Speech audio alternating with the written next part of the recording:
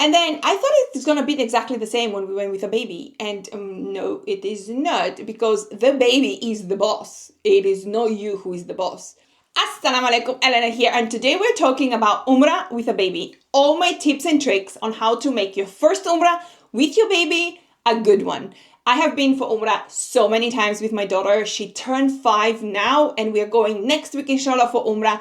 But before that, we used to live in Saudi, and the first time she went for Umrah, even during COVID, was when she was 6 months old. Start with a little bit of background of how I ended up doing almost 10 Umrahs with my daughter for the past 3.5 years. My husband used to work in Saudi Arabia, and we had residency there. Even during the pandemic, when everything was almost closed, we still had access. And let me tell you, that was literally the best Umrahs I have ever done. Alhamdulillah. But we have done several throughout the years in Ramadan, and I have a lot of articles on muslimtravelgo.com talking about it. And I thought, you know what, I am packing for Umrah, and I posted on social media, and people were like, how do you do with kid? It's difficult. I want my daughter to go, when she's older. I'm like, let me stop you here. You should go for Umrah with your daughter. So the first time my daughter went for Umrah was when she was 6 months old. And we went then because I really wanted to, in a way, thank Allah for giving me this gift. Because I did struggle to conceive her, really thought that I potentially wouldn't be able to have a child. So I really wanted to kind of like hit the 6 months of her birth and go. And I am so glad we did, because literally we went in December, she was born in July, and then in February, the borders closed. So the first time we went, it was when she was 6 months old. And everything I'm talking about is from my personal experience. Everything is from things that I did wrong, that I wish I had redone. And then I think the second time we went, she was just probably about almost a year and a half. Because then they opened the borders, we got our residences, and then we managed to go again just before the crowd started, when residents and GCC holders, you could end up going, but not like normal tourists, etc.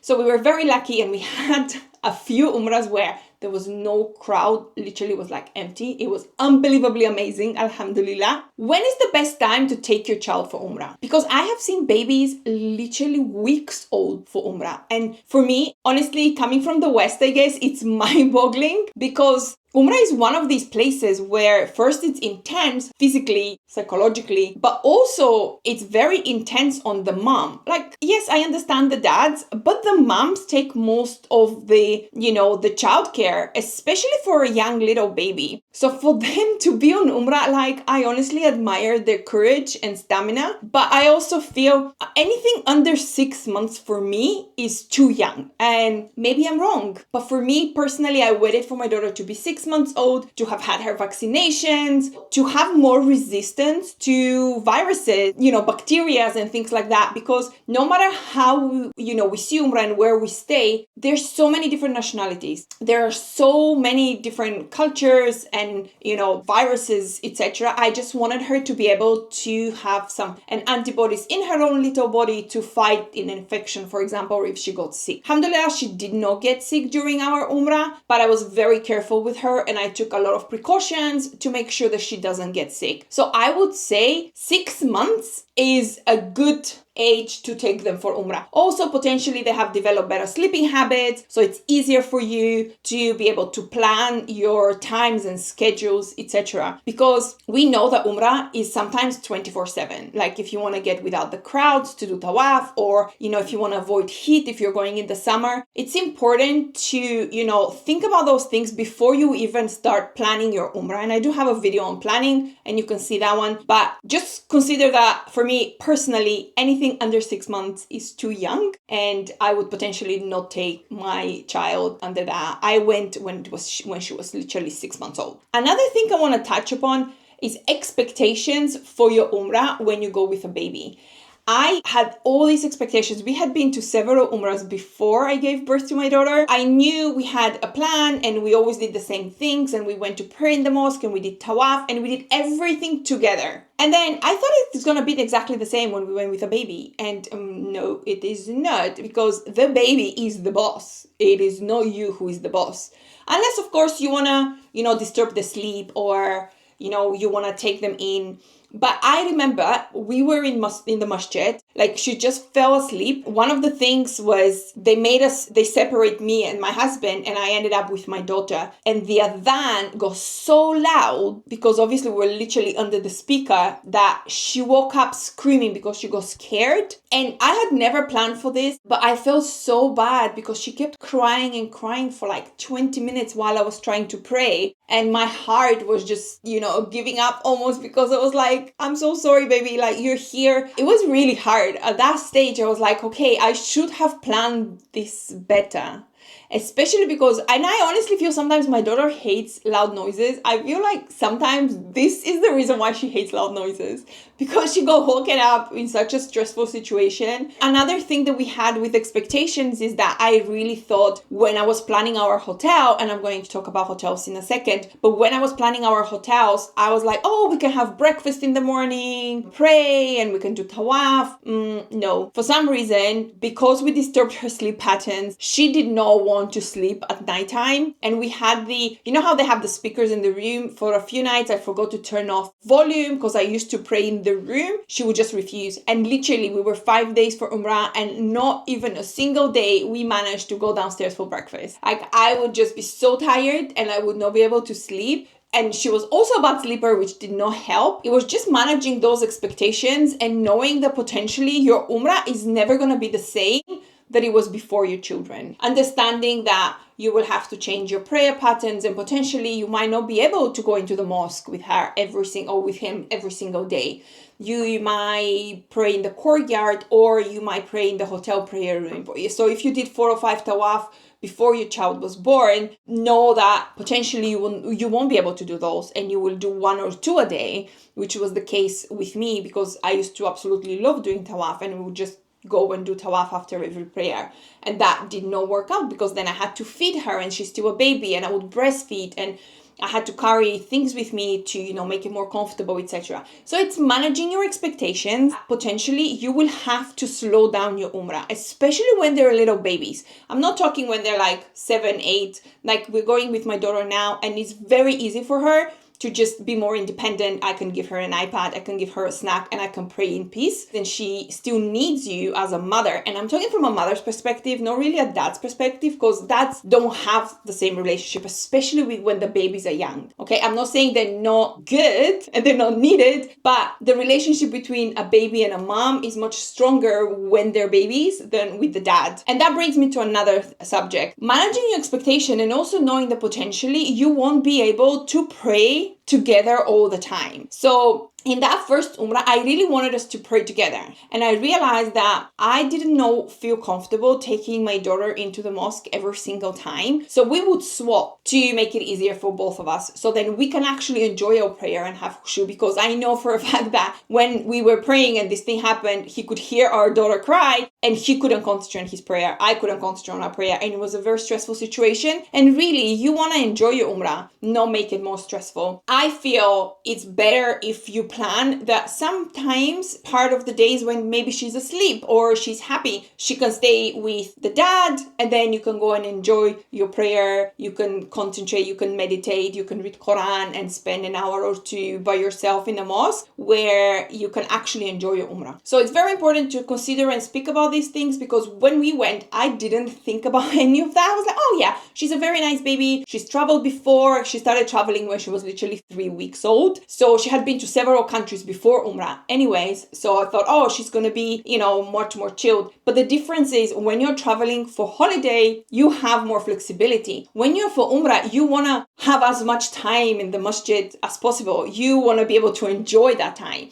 And in reality, you have to consider this baby that takes priority. And that brings me to another topic. We went and we were very blessed by the fact that, we lived in the West. We had different budgets. I use a lot of loyalty programs and I can save a lot of money on hotels. So I knew I can afford a 5-star hotel near the Haram. And that was a game changer for me. The first trip that we went, I stayed and I booked the Hilton Convention, because although it's a little bit on a hill, it's very convenient, and they did have a nice lounge where you can have breakfast, lunch, and dinner, because they have snack like in the executive lounge, and I had status, so I get that for free. So I wanted every single convenience available, and that's another thing that it's important when you're traveling with a baby. Convenience and making your life as easy as possible. I didn't want to have to stress about food. I didn't want to have to stress about roads being blocked. I didn't want to have all these practical issues that you would have if you stayed somewhere further away. And I understand if you're going and you're on a tight budget, you cannot avoid it. But if you're coming from the UK or the US, I would highly recommend you looking into loyalty programs. And I do have a course and a free guide underneath if you want to check it out. You know, splurging a little bit more for hotels that are close to the haram. Because then I don't have to stay half my day in the mosque with my child. I can go back to my hotel, I can rest, I can shower, I can feed her. And I used to do that a lot. I would do one prayer in the hotel, and I would do one prayer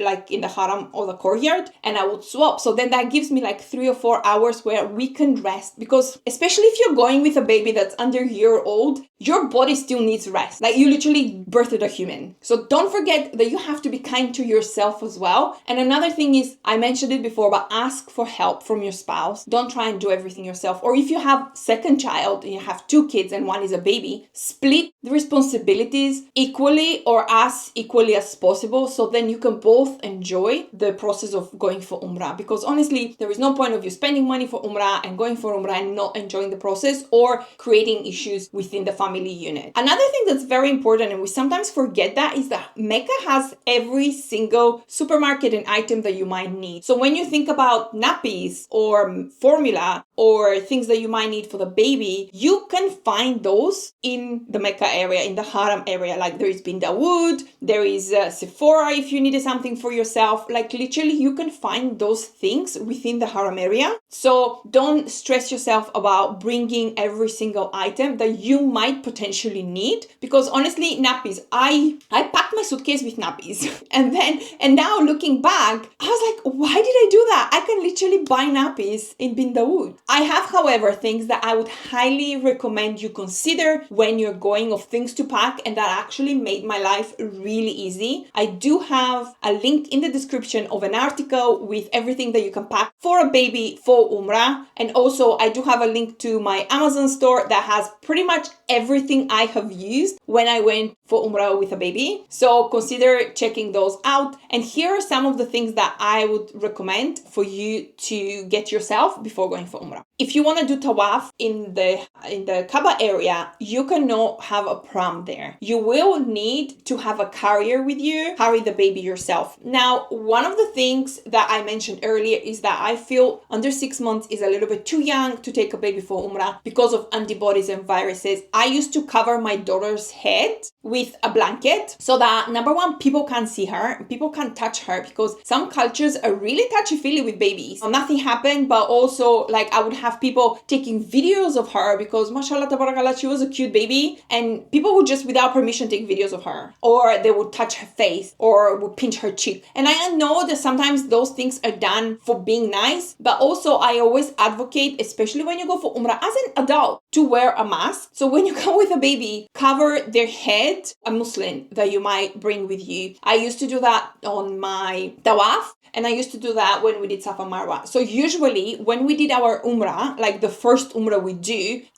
we did that Umrah on the bottom area, the Kaaba area, and we did that, and we carried her, and then we would do Safa Marwa, and then we would finish our Umrah. We did our Umrah together. However, for every other one, I absolutely, and if you have not bought yourself a pram, or if you're considering like traveling more, I absolutely love Doona.